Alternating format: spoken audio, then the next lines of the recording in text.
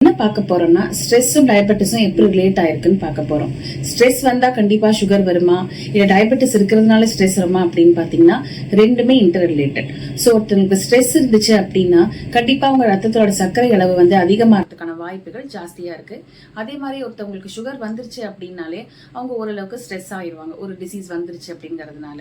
So என்னென்ன காரணங்களால ரத்தத்துல சர்க்கரையோட அளவு அதிகமாகுது அப்படின்னு நம்ம பார்க்கலாம். ஸ்ட்ரெஸ் சமயத்துல ஒரு ஸ்ட்ரெஸ் கண்டிஷன்ல நம்ம இருக்கும்போது நம்ம உடம்புல கார்டிசால், அட்ரினல் அப்படிங்கிற ஹார்மோன் எல்லாம் சுரக்க ஆரம்பிக்கும். இந்த ஹார்மோன் சுரக்கிறதுனால நம்மளோட இன்சுலின் செக்ரீஷனும் குறையும், அதே மாதிரி இன்சுலின் எதிர்ப்பு தன்மையும் அதிகமாகும். இந்த ரெண்டு காரணத்தினால ரத்தத்துல சர்க்கரையோட அளவு அதிகமாகிறதுக்கு வாய்ப்புகள் இருக்கு. ரெண்டாவது காரணம் என்னன்னு பாத்தீங்கன்னா, ஏற்கனவே சுகர் இருக்கிறவங்க வந்து கரெக்டா மாத்திரை எடுத்துக்க மாட்டாங்க, இன்சுலின் போட மாட்டாங்க, ஒருவேளை மாத்திரை எடுத்துட்டு சாப்பிடாம இருப்பாங்க. அந்த மாதிரி சமயங்கள்லயும் அவங்களோட ரத்தத்தையோட சர்க்கரை அளவு அதிகமாகிறதுக்கான வாய்ப்புகள் ஜாஸ்தி. சோ இப்ப நம்ம என்ன பண்ணலாம், இந்த ஸ்ட்ரெஸ் இருக்கு அப்படின்னாக்க அவங்களுக்கு வெயிட் கெயினும் அதிகமாகும். அது ஏன் அதிகமாகுதுன்னா இன்சுலின் எதிர்ப்பு தன்மை இருக்கிறதுனால வெயிட் அதிகமாகிறதுக்கான வாய்ப்புகளும் ஜாஸ்தி.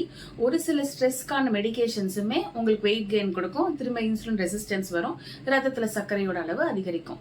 ஸோ நம்ம என்ன பண்ணி இந்த ஸ்ட்ரெஸ்ஸை வந்து குறைக்கலாம் அப்படின்னு பாத்தீங்கன்னா, முதல் விஷயம் ஸ்ட்ரெஸ் எதனால வந்திருக்கு அப்படிங்கறத நம்ம கண்டுபிடிச்சு அதை சரி பண்றதுக்கான வேலைகளை நம்ம பார்க்கணும்.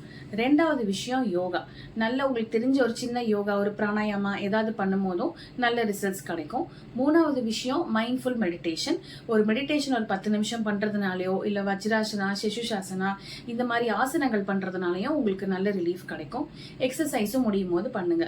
இதை விட ரொம்ப முக்கியம் தூக்கம். தூக்கம் ஒரு முக்கியமான விஷயம் ஸ்ட்ரெஸ் ஹேண்டில் பண்றதுக்கு. ஒரு 6 to 8 மணி நேரமாவது நம்ம தூங்கணும். 6 மணி நேரத்துக்கு கம்மியும் தூங்கக்கூடாது, 9 மணி நேரத்துக்கு மேலேயும் தூங்கக்கூடாது. அட்லீஸ்ட் ஒரு 6 to 8 hours தூங்குறதுனால நம்மளுக்கு ஒரு நல்ல ரிலீஃப் கிடைக்கும். இன்னொரு முக்கியமான விஷயம் என்னன்னு பாத்தீங்கன்னா கனெக்ட்.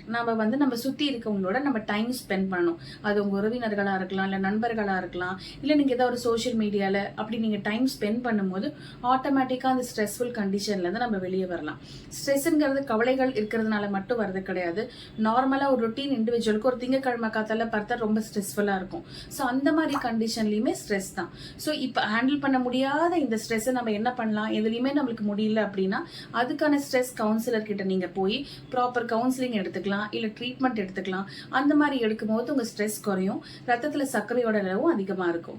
ஸ்ட்ரெஸ் ஃப்ரீயா இருங்க, ஹெல்த்தியா இருங்க. டயபெட்டிஸ் ரிவர்ஸ் பண்றதுக்கான வாய்ப்புகளும் ஜாஸ்தி இருக்கு. ஸோ அதையும் ட்ரை பண்ணுங்க. நன்றி, வணக்கம்.